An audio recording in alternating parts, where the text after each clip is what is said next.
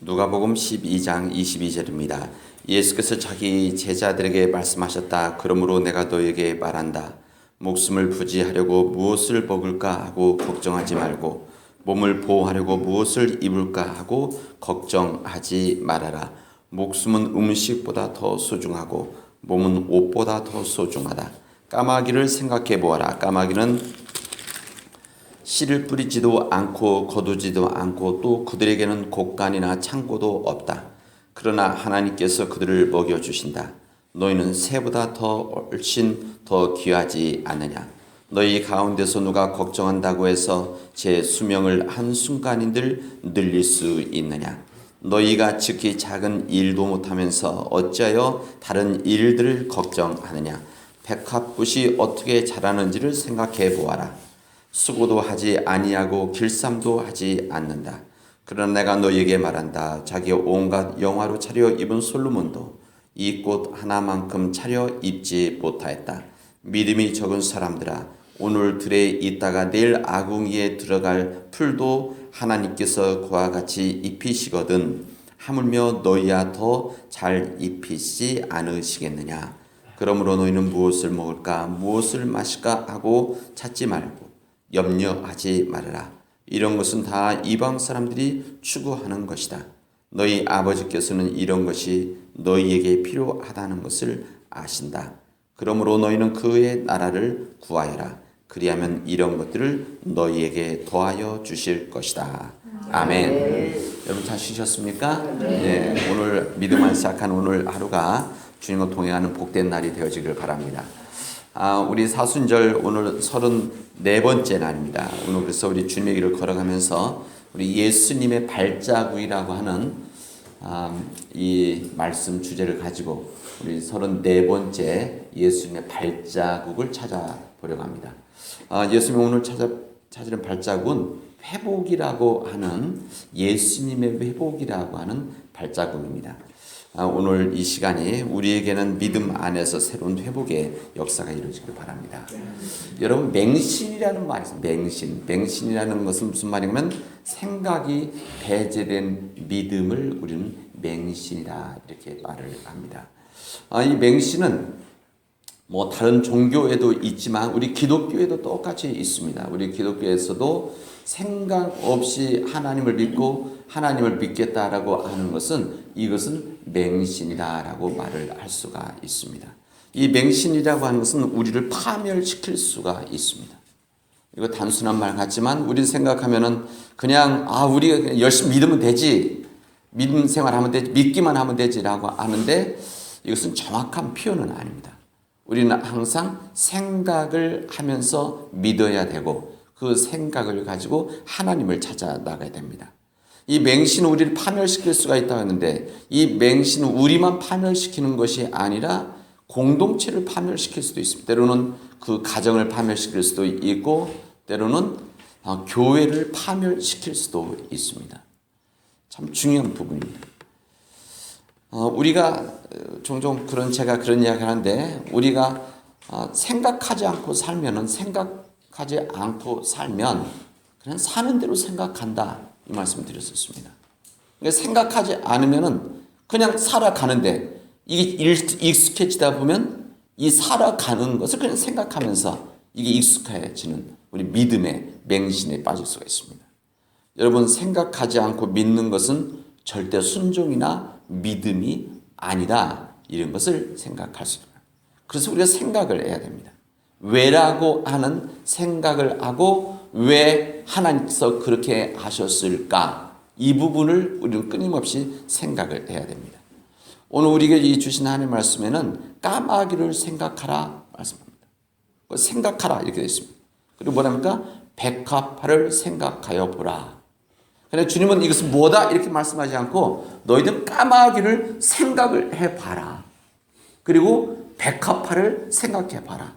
너희들이 좀 생각만 하면 이 까마귀가 어떻게 살아가고 어떻게 먹는지를 알 수 있지 않겠느냐? 너희들 그냥 백합화를 생각을 해야 된다. 이 백합화가 길쌈도 하지 않고 이렇게 솔면 더 예쁜 옷을 입고 있지 않느냐? 이렇게 주님은 말씀하십니다. 무슨 말입니까? 우리한테 생각을 해야 된다. 하늘을 나는 새를 깊이 생각을 해봐라. 드레핀 백합화를 그냥 보지 말고 깊이 생각해 보아라. 깊이 생각해야만 하나님을 만날 수 있는 것이다.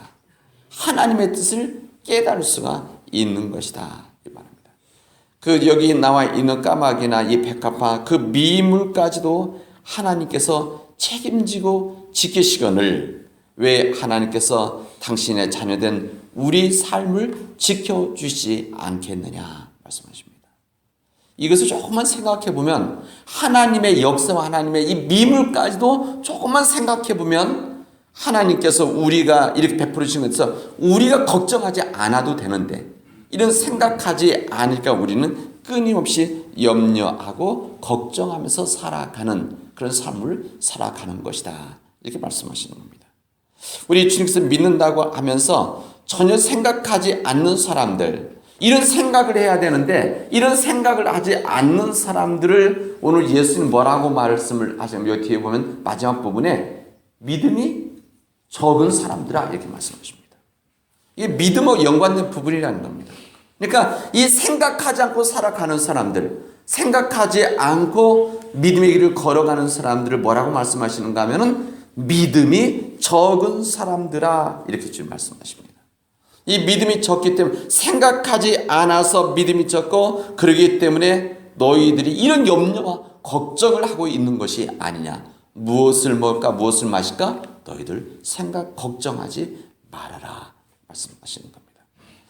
여러분 이런 생각 속에서 믿음이 적은 사람들 이렇게 말씀하셨는데 우리 예수님께서 이 땅에 오셔서 하셨던 위대한 일들 중에 하나가 오늘 우리가 지금 34번째 말씀을 우리 끊임없이 발자국을 찾아가고 있는데 예수님이 하셨던 큰 일 중에 큰 사역 중에 큰 발자국 중에 하나가 회복시키는 겁니다. 회복.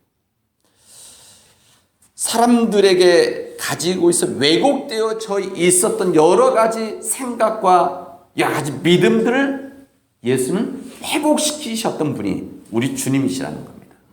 특히 믿음 부분입니다. 당시 사람들이 하나님을 믿었습니까? 안 믿었습니까? 그 당시 사람들이 믿었습니다. 유대인들이었기 때문에. 유대인들이었기 때문에 그들은 오랜 역사 가운데 하나님을 믿었습니다. 의심하지 않고 믿었습니다. 근데 문제는 생각을 하지 않고 믿었습니다. 그냥 누가 가르쳐주고 넣어준 거, 그냥 익숙한 거, 오랜 1000년, 2000년 동안 지켜왔던 이것을 그냥 생각하지 않고 그냥 했었던 겁니다. 생각하지 않으니까 믿음에 생명력이 없었던 겁니다.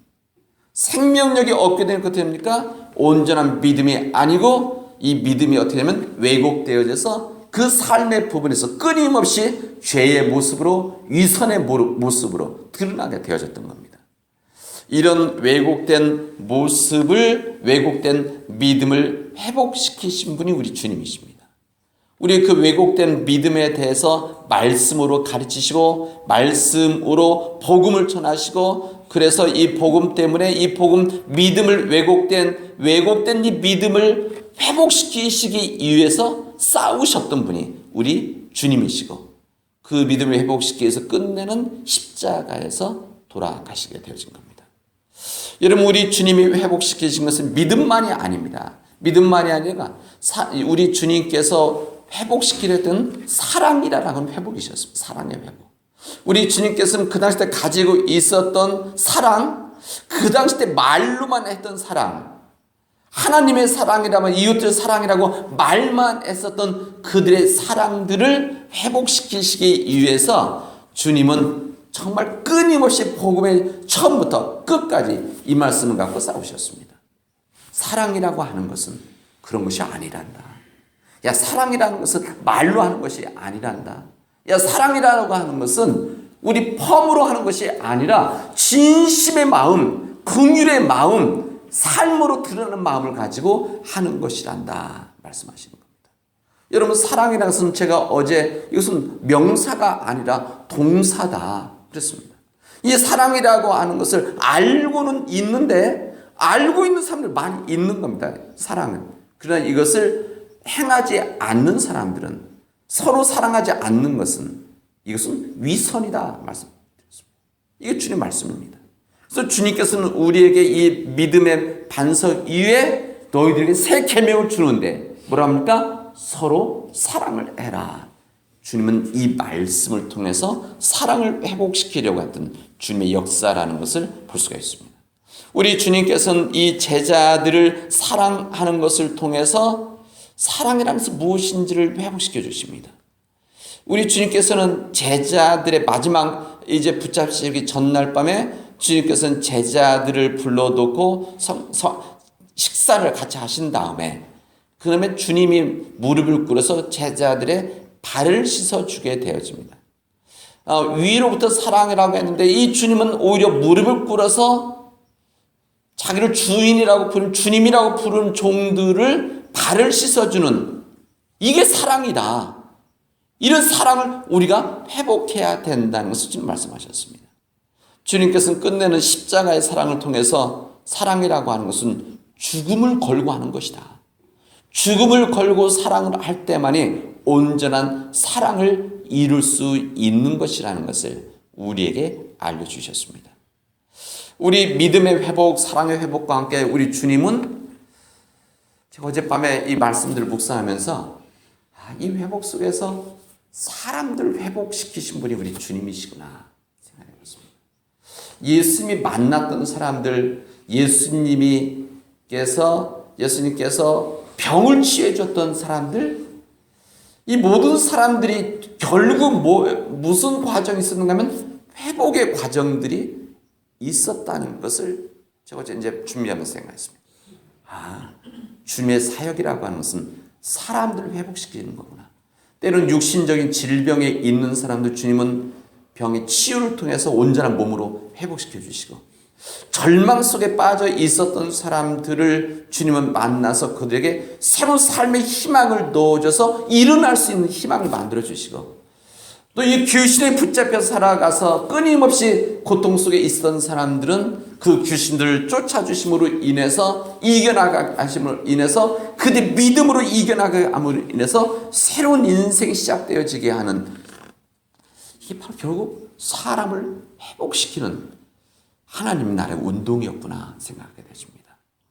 여러분, 우리가 믿고 있는, 우리가 예수 그리스도 고백하는 우리 주님이 이런 회복의 정말 역사를 베풀었다면 우리가 그 삶을, 그 주님 발자국을 따라가는 우리들이 어떤 발자국을 걸어가야 되겠습니까? 우리가 해야 될 일들 또한 회복의 사역을 감당해 나가야 된다는 겁니다. 우리가 믿음을 회복하는 일들, 사랑을 회복하는 일들, 삶을 회복시켜주는 일들, 우리도 그렇게 회복되어지지만 그 믿음을 가진 우리들이 나와 함께하는 사람들을 회복시키는 그런 일들을 감당해야 된다는 겁니다. 이게 바로 하나님의 뜻이었고 이것을 다시 회복시키는 일들입니다. 하나님의 이런 역사가 있었기 때문에 교회가 생명력이 있는 겁니다. 우리 교회가 해야 할 일들이 뭡니까? 우리 교회가 해야 될 일들은 이 세상에 온전치 못한 이 질서, 다시 말하면 이 빛이 없음으로 인해서 어두워진 이 세상의 빛을 회복함을 통해서, 복음이라고 하는 빛을 통해서 이 세상을 하나님의 나라로 다시 회복시켜 나가는 이 역사가 우리 교회 안에서 이루어져야 된다는 겁니다. 이 믿음의 역사를 함께 감당하는 주의 백성 되길 주님 이름으로 축원하겠습니다. 기도합시다. 하나님 감사합니다.